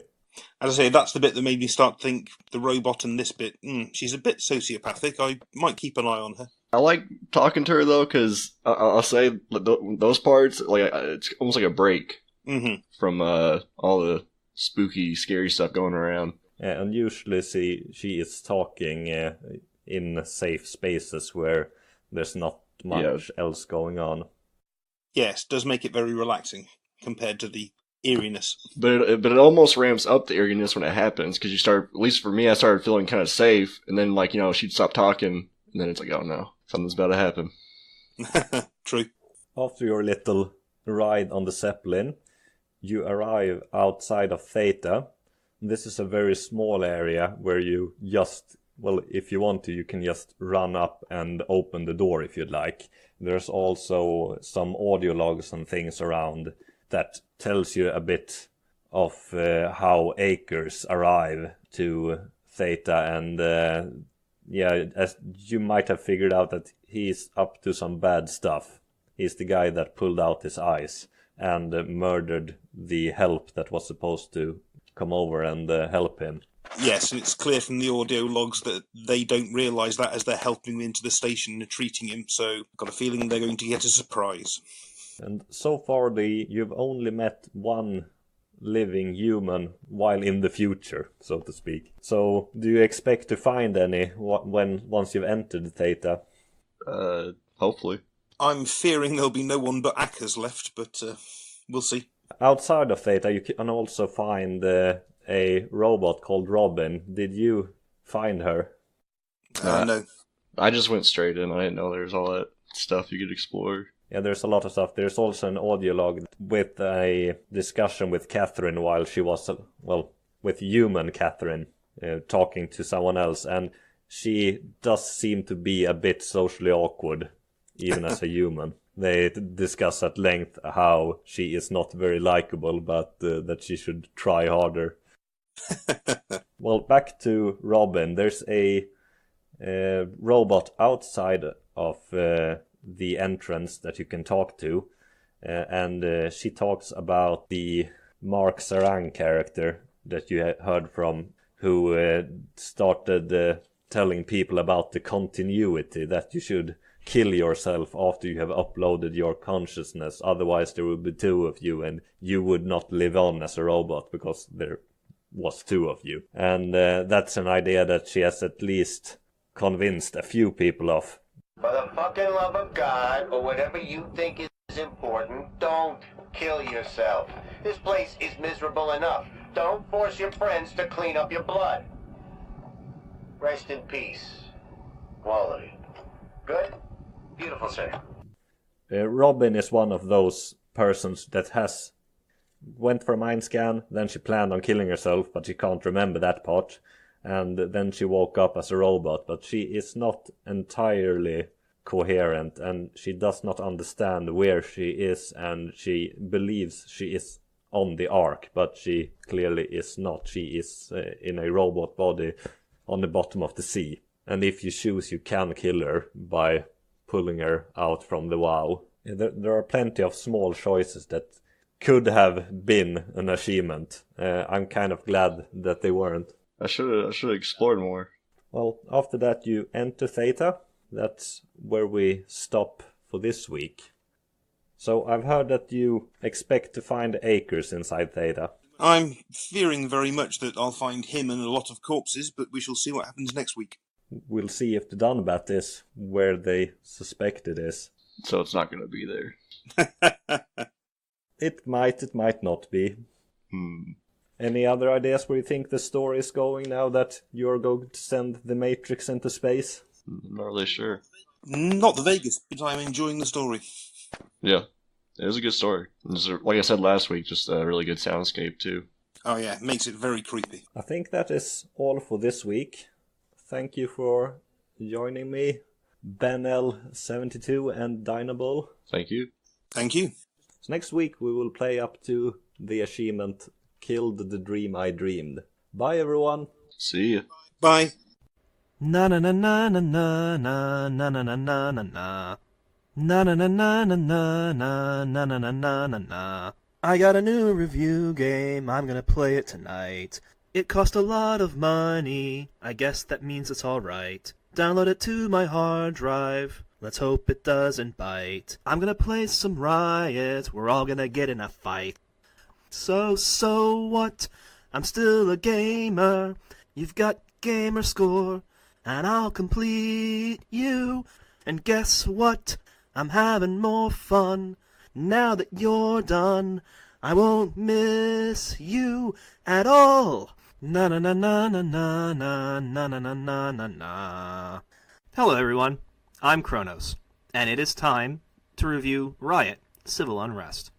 Riot Civil Unrest was released February 6, 2019 on Xbox and has a store price of $19.99 US. It was developed by IV Productions. Is that IV or 4? This is the first game that they have gotten onto the Xbox ecosystem. Riot was published by Merge Games, who have previously published such gems as Waka's favorites, Albedo, Eyes from Outer Space, and Crimson Keep.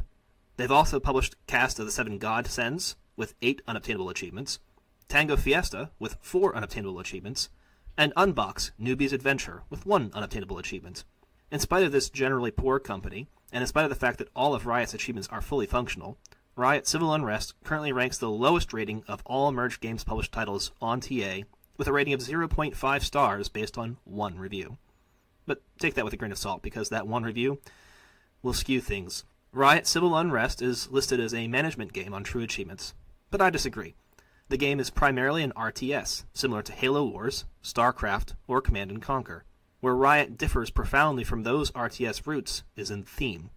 Instead of controlling a faction, building an army, and destroying your opponents with superior skill and tactics, Riot eschews resource gathering, and in most cases, unit deployment strategies, to focus on the core gameplay mechanic at the heart of both chess and Go, controlling space.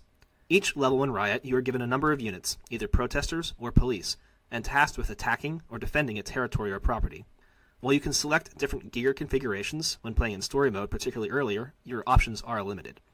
In global or versus modes, the gear and units you unlock through play are available for more robust strategic use. But all of the achievements are tied to the story mode, so that's where we're going to stay. There are 4 story campaigns, each with a set of missions. The same campaigns and missions are played by both the protesters and the police, and typically the victory conditions are opposite. For example, in the first mission of the No Tav campaign, which is likely to be the first mission you play, the police have the task of moving the protesters out of a zone, while destroying their makeshift encampment, so that they can't come back. Protesters on the same mission must repel the police and prevent them from destroying the tents. The game offers 3 difficulty levels, and none affect achievements, so most players will play on the easy difficulty. Unfortunately, the difficulty level is largely independent of the actual difficulty of the game. It can make some levels more challenging if turned up, but other levels are so poorly designed that they become next to impossible even with a lower difficulty rating. Each unit is made up of a handful to dozens of people. Police units typically move in formation, which you can select depending on your need. Learning that these formations existed was the moment for me when the game went from easy, but occasionally challenging, to largely a matter of waiting for a timer to tick down. Formations, and the ability to maintain them, are incredibly powerful. Protesters, on the other hand, are largely fluid. Each person in the unit moves independently, and somewhat randomly. You can assign orders for the whole group, but they'll follow, or not, based on data hidden to the player.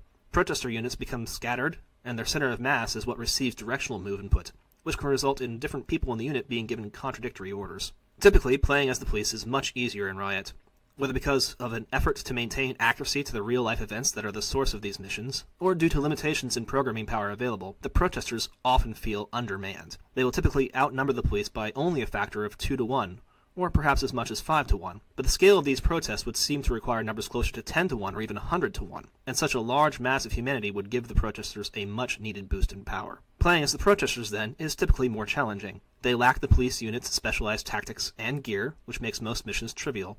They are also harder to hold together, as individuals may wander off and never return to the unit. Police violence can also work against the cohesion of protester units. Protester violence can also impact police units, but the detriment when this happens is far less impactful. There are 10 achievements in Riot Civil Unrest, 8 for beating the 4 campaigns, each as police and protesters. 2 more are for completing the campaigns without using violence as calculated by the game. Completing the game without violence as the police is largely a matter of beating the missions in the proper formations, and takes a few hours to let the timers on each mission tick down, with a possibility of a replay of a level here or there. Completing the missions as the protesters is also largely a trivial experience on the easier difficulties. Though still lacking the tools the police have, the easy AI succumbs to simple tactics and occasional violence. And that is the trick. Beating each level without violence becomes tricky because protesters are not as disciplined as the police. They are more likely to start the mission in a violent state, and much more likely to turn violent without player input during the conflict due to actions of the police. Some missions require the use of violent means to dislodge entrenched police from a zone, and great care has to be taken to use that violence in a way that the game does not count it as a violent act. Finally, while completing the required story missions without violence for the police is, again, trivial, there are additional levels required to complete the Arab Spring campaign, which are not required for the no violence achievement.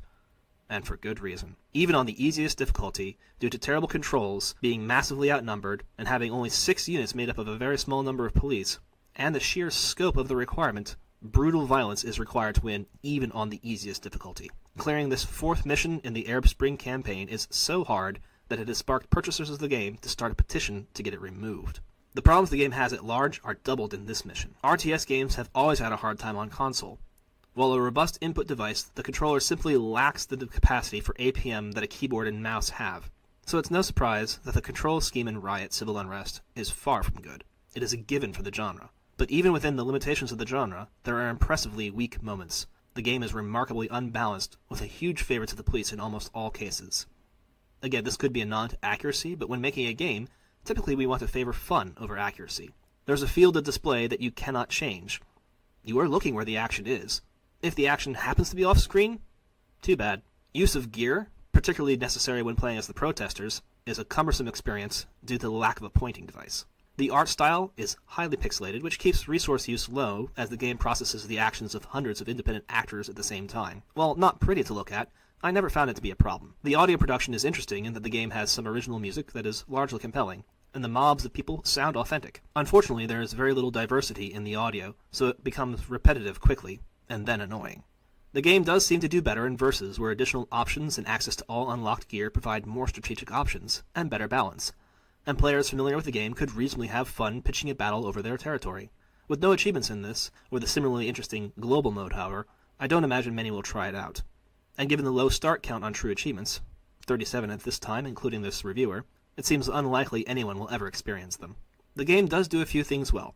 It takes real-world protests and animates them and simulates them in a way that is generally entertaining, while simultaneously educational. It has a core mechanic that is timeless, and is based on a system that clearly boasts strategic depth. The conflict between violence and success, and non-violent ideals, and what could turn into a defeat is palpable and resonant. But unfortunately, all of this is obscured by the game's many flaws. Primarily the issue of balance in story missions, as I have repeatedly noticed, but there are also a substantial number of small bugs that cause sufficient problems to be more than irritations. The controls are randomly inverted at some times. The menu UI is a buggy mess. The game glitches oddly when trying to show intro or exit cutscenes at times, making the descriptions just skip past. I suppose that's one less skip button to press for some. On at least one occasion, the game just crashed when I beat a level. Fortunately, my progress had been saved. Riot Civil Unrest is not broken, but it is severely crippled in implementation by a lack of polish and a failure to understand its own core purpose. The story mode is largely a tedious game of wait until the timer ticks down to 0 due to lack of balance. When missions are more difficult and actually take the time given, it is likely because violence is intended as the path to victory. But use of violence is both morally questionable and achievement voiding. As something that is functional but not particularly fun and riddled with bugs, it's going to be hard to recommend this to anyone. The game has received additional patches on PC, where it was released on Steam 1 week after it was first released on Xbox. However, those patches are largely content-based, and given certification timelines and the fact that this content has never made it to the secondary PC store of GOG, it seems unlikely to ever make it to the console.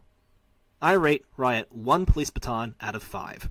There are moments that will appeal, particularly to political science nerds, history buffs, genre fans of both simulation and RTS, and even to achievement hunters, with 800 gamerscore available within 4 to 6 hours. However, the completion is likely another 2 to 6 hours after that, depending on both luck and skill, and may be out of reach for some gamers. However, most importantly, the $20 asking price is just too steep for the content, both in terms of quantity and quality. So, on this episode of Deep Dark Secrets, I learned a secret about Mike Pitch. Mike Pitch not only had to wait until his birthday to open something that he paid for. Wait, what? Oh, you don't know about it. Yeah. You don't know about the Xbox. A Taco Bell box. Taco Bell Xbox. No, I have not heard that story. That's terrible. Oh my gosh. Boy. Next week. Well, listen to last week's episode where I called him up, and then you will know all about it. So he told us while we were playing Burnout Paradise that he did not finish the story in Brothers. Brother. A Tale of Two Sons. What do you think of that? Did he stop early, or did he just get the achievements and leave? He got all the achievements, and then did not bother to go the other 10 minutes and finish the story. You crazy. And that's why I asked him in the Discord today if he leaves 15 minutes before the end of movies in the movie theater. You leave before the Marvel Stingers. Unbelievable, Mike Pitch. So if you're listening to this... Go finish the game. I was just going to let it end in silence. But I love you, Mike Pitch. He's alright. Not like a brother, though. Bye.